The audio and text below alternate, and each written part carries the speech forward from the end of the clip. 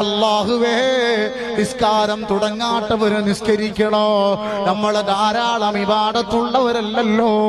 5 വഖത്ത് കൃത്യമായി നിസ്കരിച്ചിട്ട് ആ നിസ്കാര ശേഷം റബ്ബിനോട് ദുആ ഇറക്കണോ? ഈ കബറവിടുന്ന് വിളിച്ചു പറയുന്നു, ഓ നിസാമി, നീ വരാറുള്ളത് ഏകാന്തതയുടെ വീടാ. അന ബൈത്തുൽ വഹദാ ഫജഅൽ ലക മൂനിസാ.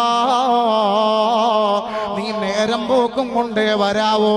നിന്റെ കൂടെ കൂട്ടുകാര് വരൂല, നിന്റെ കൂടെ ഭാര്യമാര് വരൂല, നിന്റെ കുഞ്ഞുങ്ങൾ വരൂല, എന്റെ പ്രിയപ്പെട്ട സഹചാരികൾ വരൂല, എന്റെ ആലിമീങ്ങൾ വരൂല. തണുത്തുറഞ്ഞ ശരീരം കൊണ്ടുപോയി എന്റെ സഖാഫി ഉസ്താദ് ഖബറിൽ കൊണ്ടുവെക്കുമ്പോ സുബ്ഹാനല്ലാഹ്,